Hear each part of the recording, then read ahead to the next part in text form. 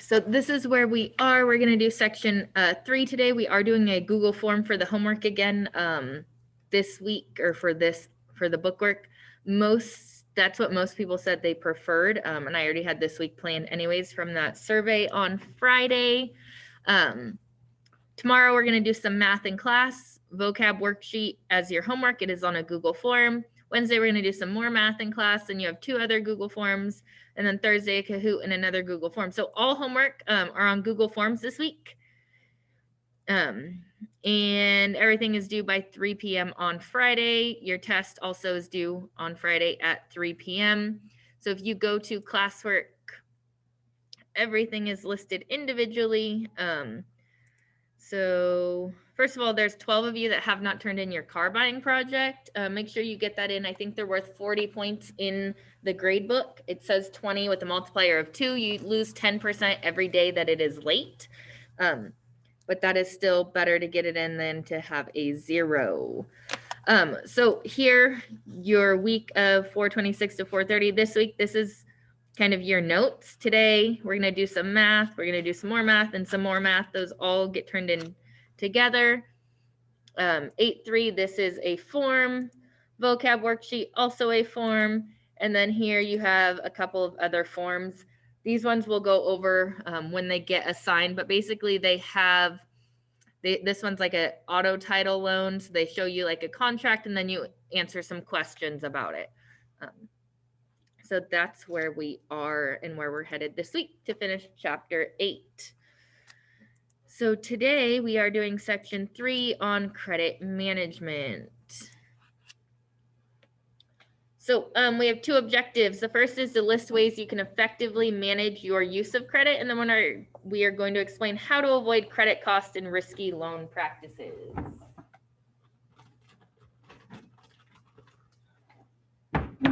Okay.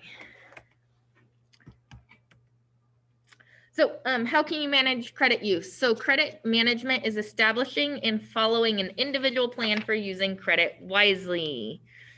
It requires you to recognize your limits and plan your use of credit. So there's a lot of different ways to do this, which we're going to talk about. And credit management looks different for everybody. Again, everybody has different limits. So that's something to keep in mind.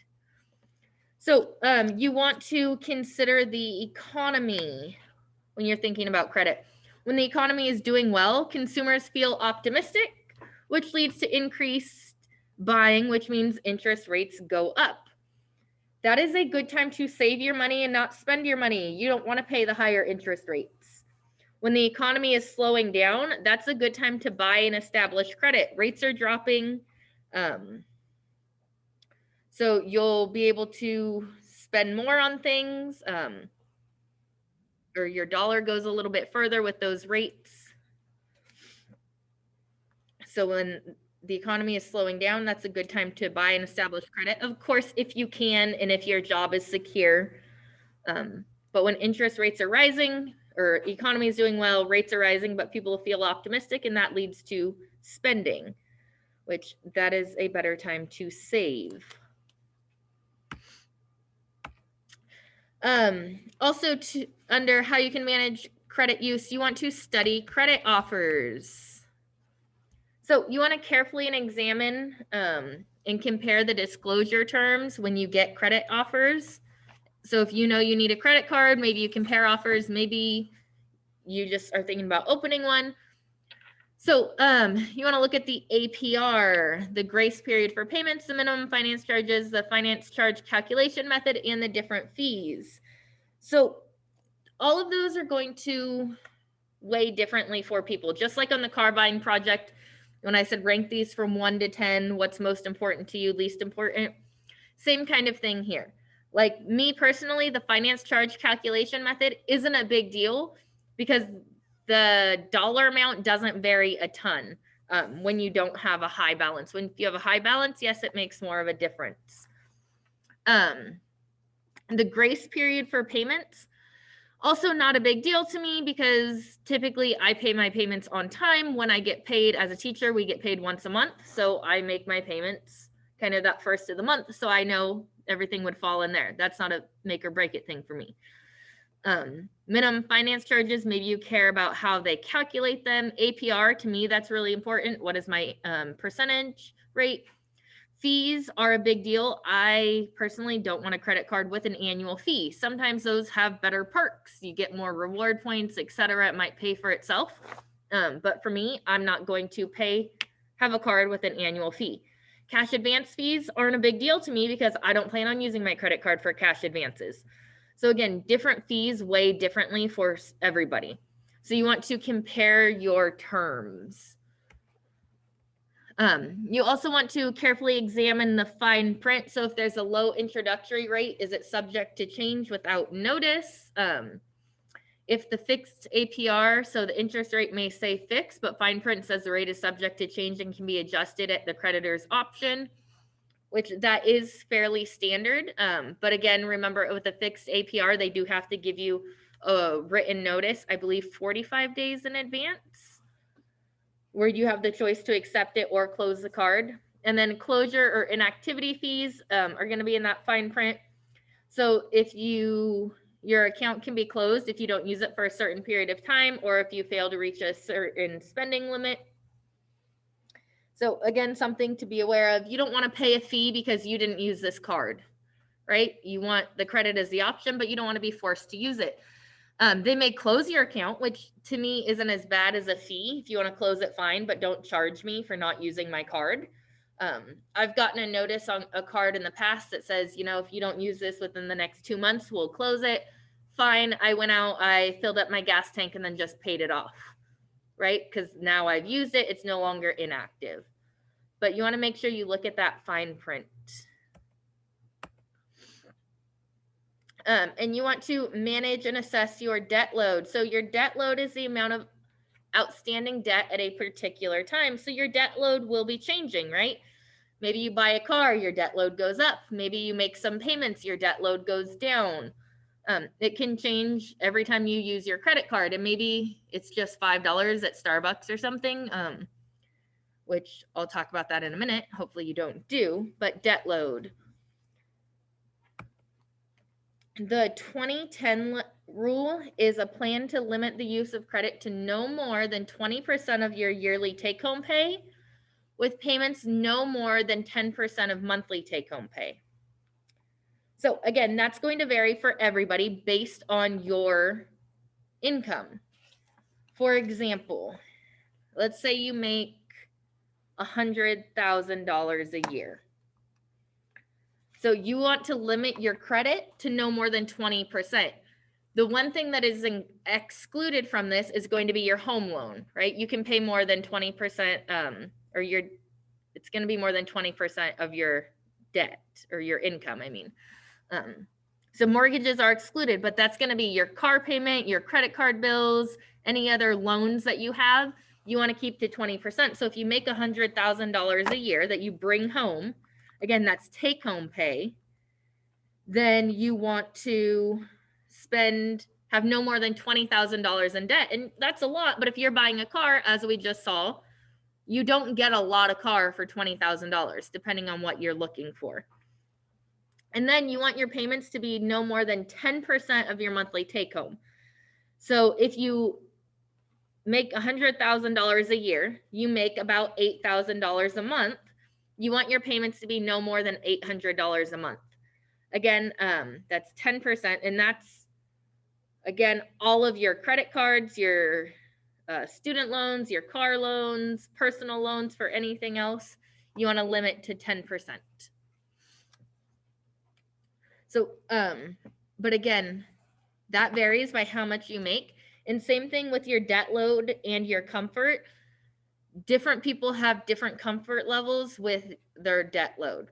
And that 10% that you want to limit your monthly payments to, that of course has to fit into your budget. If you haven't budgeted for 10% and you've only budgeted for 5%, then you're not going to follow this 2010 rule. You're going to make sure that your payments are no more than 5% of your income. So how can you reduce and avoid credit costs? So you want to avoid unnecessary credit costs, right? Nobody wants to pay extra money. So pay cash for small purchases. If you have the cash, use it. And if you don't have the cash, decide if you really need it. Like, you don't really need Starbucks or to go out to eat if you don't have the money. Pay cash for that or try to not go.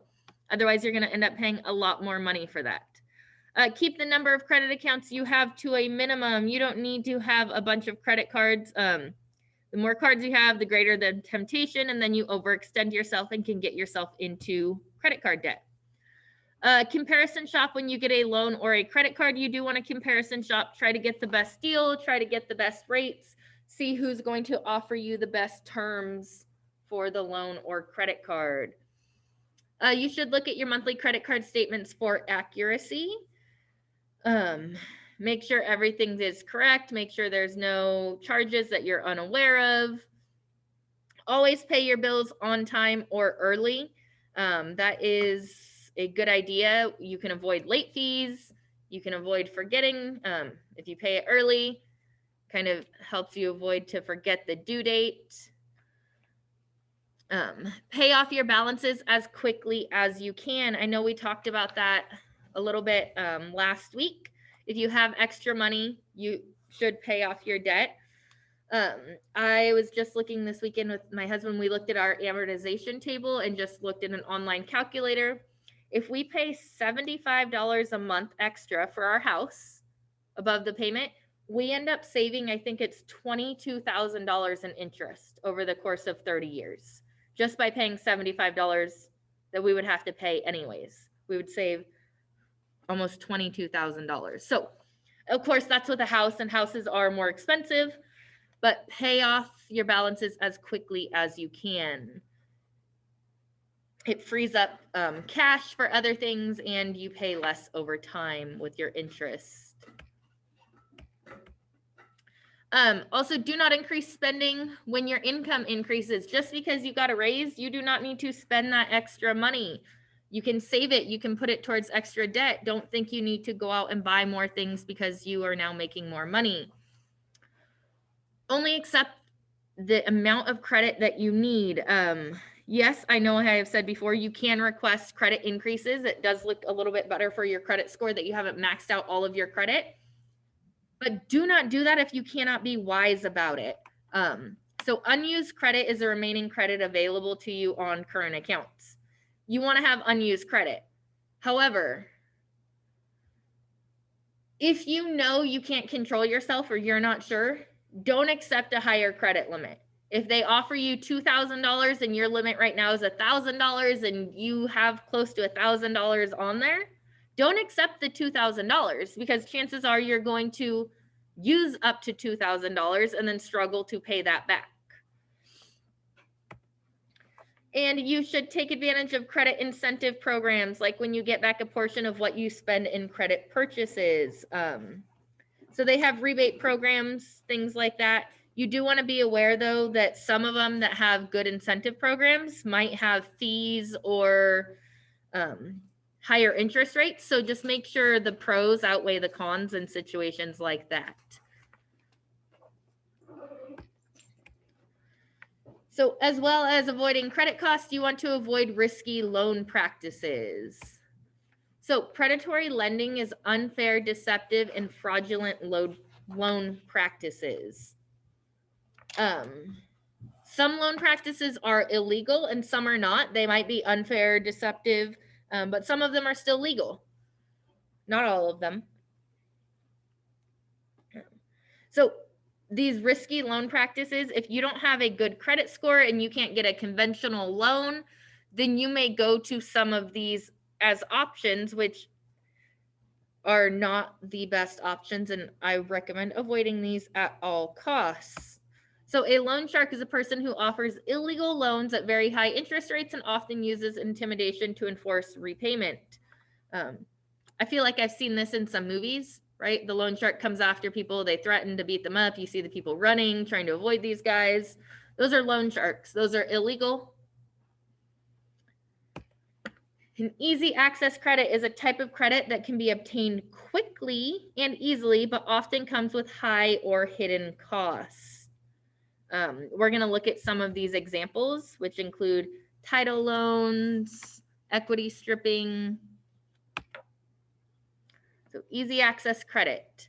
A title loan is a short-term loan with a high interest rate that uses the title of your vehicle as collateral.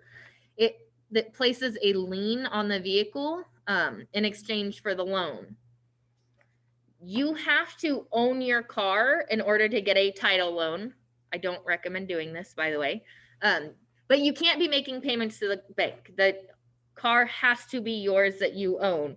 So with a title loan, they place a lien on the car in exchange for the amount of the loan, which is typically only up to 50% of the value of the car. So if your car is worth $10,000, they will give you a loan for possibly up to $5,000. When the lien is repaid, they give you the title back. If they default, they can repossess the vehicle and take it from you to get that debt back. This is a much more expensive form of credit than your typical credit cards or bank loans.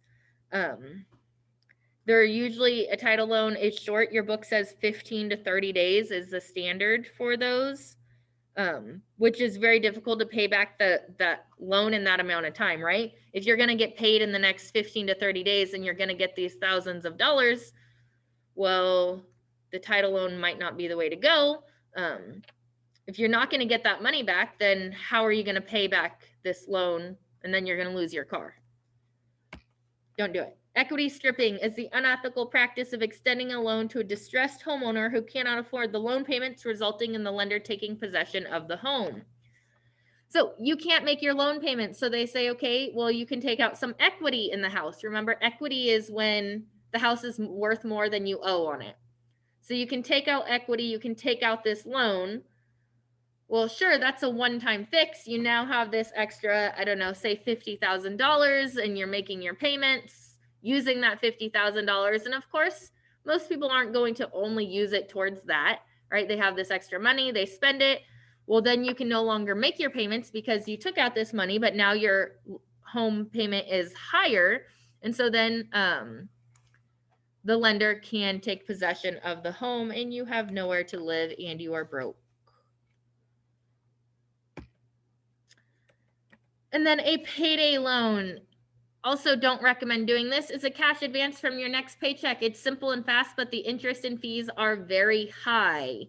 And it's a vicious cycle, right? If you say, okay, I'm going to get paid on Friday and it's Monday, I need this money so I don't have a late payment.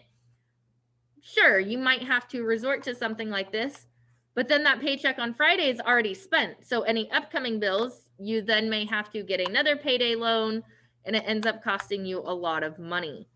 So this is an example. So to compute the annual percentage rate, so you don't need to memorize this formula. It's loan fee divided by loan amount times the number of days in the year divided by the loan term in days. So if you borrow $350 for 2 weeks, so say today is Monday, in 2 weeks, it's Monday, May 10th. You say, I'm getting paid, I can pay this back in 2 weeks. Fine, that paycheck's already spent. That's what sucks about it. They're going to say, but you have to pay us back and pay $50. Okay, that's not a ton of money, but no one wants to pay $50. So they're not telling you what the annual percentage rate would be. To calculate that, they do 50 divided by 350. So how much of the loan is it? Times the 360 days in a year that they round it to make it work out, divided by 14 days. So that's a 367% APR. That is incredibly high, right? Credit cards are going to be standard, I think, is around 20%. This is 367% to borrow that money for 2 weeks. Again, and then it becomes a vicious cycle because your next paycheck is already spent, so you may have to do it again. I don't recommend it. An advance fee loan is a type of loan that includes a large fee up front. They ask you to pay the fee up front before giving you the loan, which is illegal for companies to do business by phone in the US to promise you a loan or credit card and ask you to pay for it before they deliver. So they cannot do that business by the phone in the US. You know, you get those phone calls and they're often scammers, and so pay attention to those. But you shouldn't have to pay up front for a lot of these loans. Legitimate lenders are never going to guarantee a loan before you apply. And then rent to own agreements. Many of them are legitimate, right? We just talked about renting to own a house. And they have rent to own agreements for furniture, computers. But you end up paying way more for the item than if you just purchased it yourself. So, for example, this TV, say you're going to go buy this TV, it's $220. You're like, well, I need this TV. Well, do you really need it? No, but you want it. And so you go to the Rent-A-Center and they say, okay, you only have to pay $10 a month for 78 weeks, or sorry, $10 a week. Fine. It's only $10 a week. That most people can afford $10 a week if you're working. But for that TV, you end up paying $780 when the TV is only $220. So sure, it's only $10 a week, but it's a markup. That would be interest rate of approximately 210%. So maybe not worth it. Maybe you just save your money for 22 weeks and buy the TV rather than, which is almost 6 months. But rather than paying for this TV for a year and a half and paying more than 3 times the cost. And that is it on our slides. So for your homework, I know I already pointed it out. I'm not sure. Classroom was doing this earlier to me too. Your homework tonight is a Google form. You are answering the questions on there unless you handwrite them. They are being graded. I do want to point out that I graded the ones from last week. I just finished, so those scores will be uploaded very shortly. Make sure you're using the answers that we come up with in class or from the notes or from your book and not just what you find on Google, because Google may not necessarily be what I'm looking for or the correct answer. Like a deferred loan and like the purpose that we talked about was student loans, just different things that I've was wondering where people came up with the answers, and then I went and looked them up, and it's kind of what you find on Google. So please be careful. Try to use what we are doing in here. And some of them are the same on Google, just worded differently, like an amortization table, what's the purpose of it, things like that. But they are being graded for accuracy. So I just want to remind you of that to make sure you are putting in your best effort. If you have questions, I will be sticking around, but otherwise you are free to go, and I will see you tomorrow.